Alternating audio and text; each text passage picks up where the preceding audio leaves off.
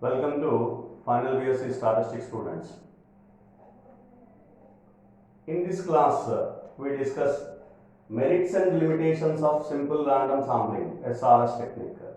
Simple random sampling.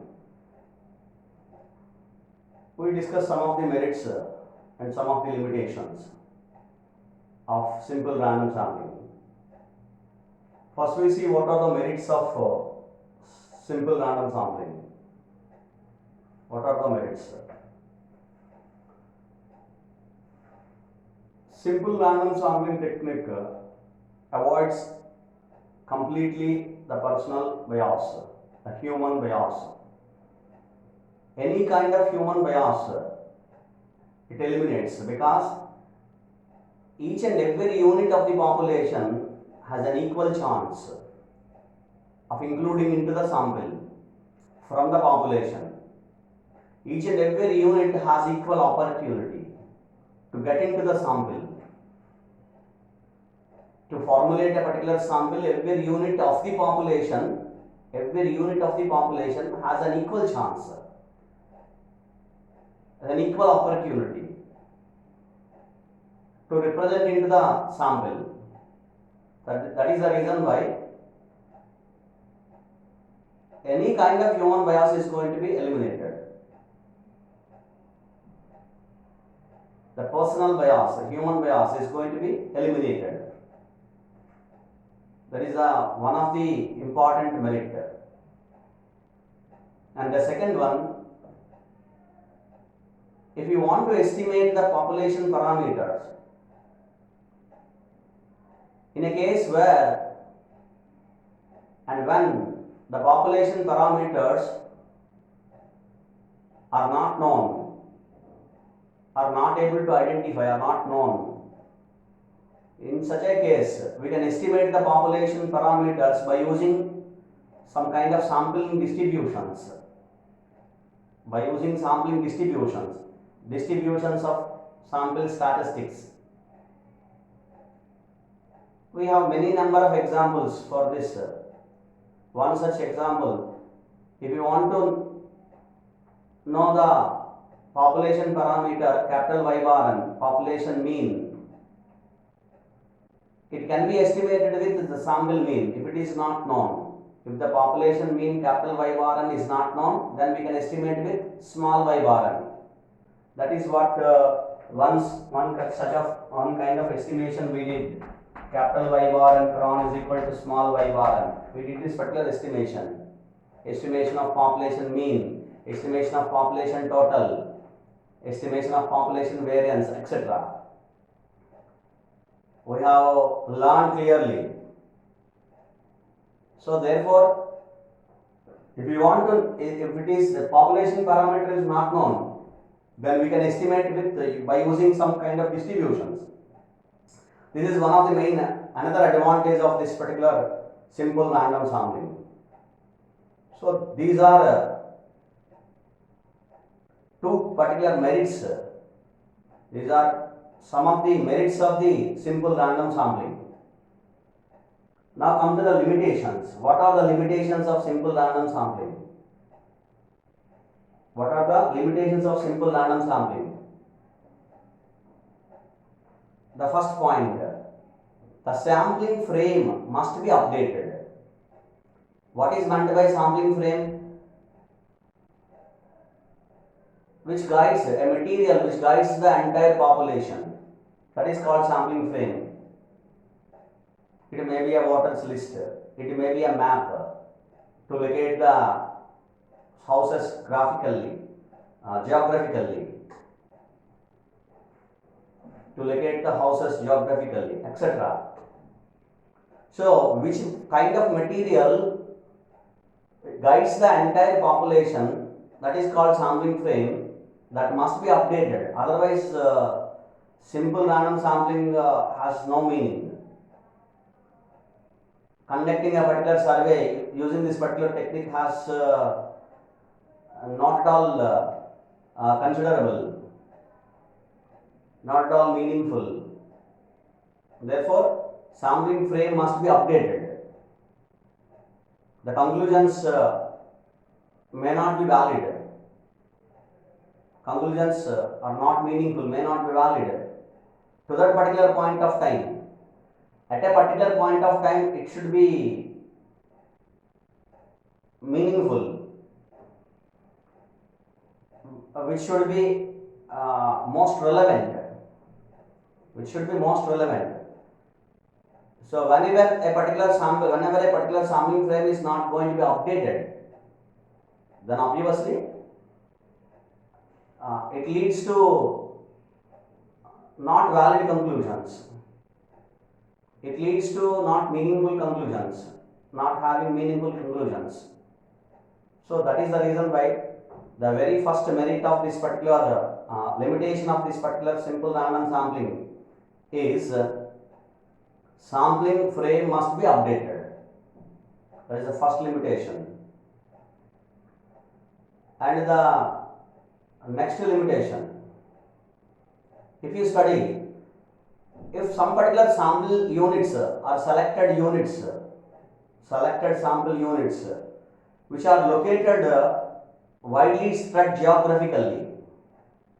geographically widely spread, which means one particular unit is far away from at a distance of 10 kilometers, the second another unit, which from which you have to collect the data. And similarly, the distance between two another units, if it is more than 7 kilometers, 8 kilometers, etc., between two particular units, selected sample units for which from which you have to collect the data. So it is very difficult. It is time consuming, as well as the cost involved is more expensive. It is more expensive. So therefore, that is one of the limitation of the simple random sampling. If the sample units, selected sample units, located geographically widely spread geographically, then the cost is expensive. The cost of collecting the data, conducting the survey, collecting the information from the units, it will be more. And also it is time consuming, time taking process. It takes much time. This is another limitation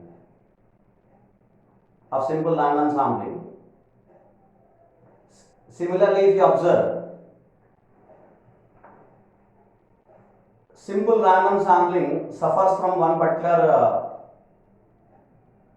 drawback, that if the sample units, to select the sample units, if we consider in the population the number of units, there are some number of groups in the population which all may not be represented properly into the sample, in the selection of the sample, which means some groups may be overrepresented, some groups may be underrepresented, some groups may not be represented at all. If I give an example, you can understand. For example, there are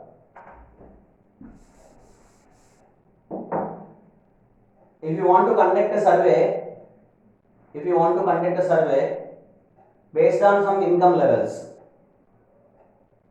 and for example, there are many number of income group level people, low income group people, middle income group people, average, above middle, that is above average, and high income group people, etc. For example, you consider these three.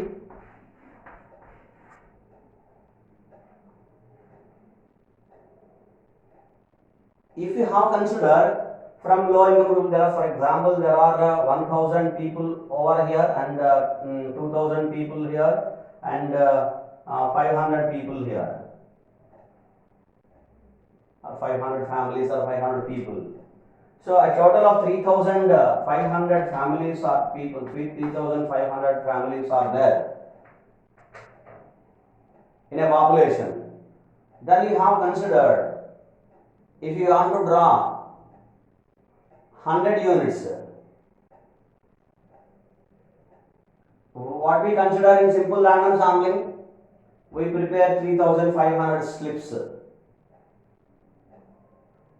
or we consider random number tables of consisting less than or equal to 9999, and we draw some particular number at random. We draw the numbers, that is 100 numbers randomly in a particular random number tables, row wise, column wise, diagonal wise, etc., and so that we get the sample, in which some may be overrepresented, isn't it? There is no particular rule that in this particular obtaining the sample from the population in the simple random sampling, we cannot give assurance of having all in same proportion. Is it possible? Not at all. Maybe we don't know whether, for example, this group may be overrepresented. For example, this group may be, we may got 80 units, or this low income group people may be more than 80. It may be only 2 observations. Remaining may be here 18 observations, or here it may be 80, here it may be 20. It may not be represented. Maybe that is what our discussion, that some group may be overrepresented, some group may be underrepresented, overrepresented, some group may be underrepresented, some group may not be represented at all. So like sometimes it may happen, sometimes it may happen. Usually, in general, we may face this kind of situation. If you draw by using simple random sampling, if you draw a sample, if you select a sample of some particular size, then automatically it may not be represent a particular group, or very few observations, very few units may be considered. So therefore, this is one of the drawback of simple random sampling. Of course, we learn another kind of technique to overcome this particular demerit or a limitation. Okay, so therefore, to overcome this, we have separate techniques. Therefore, as compared to another technique, it may represent some particular groups in a particular population. If there are some groups may not, then in some groups may not be represented, some groups may be represented more, some groups may be represented less. That is called overrepresented and underrepresented. This is called another limitation of simple random sampling. This is the three limitations we have studied. Okay, and third one regarding the size. Okay, fourth one regarding the size of the population. To get more use, that is what we call efficient estimators. To get more efficient estimator, the sample size must be increased. Population size, if you have a large population and large sample, then only it can give the precise estimates. That is the terminology, the precise estimates to the population parameters. It can give the precise estimates rather than the another kind of sampling called stratified random sampling. In simple random sampling, if you want to give the best estimators or more precise estimates, then it requires large sample size.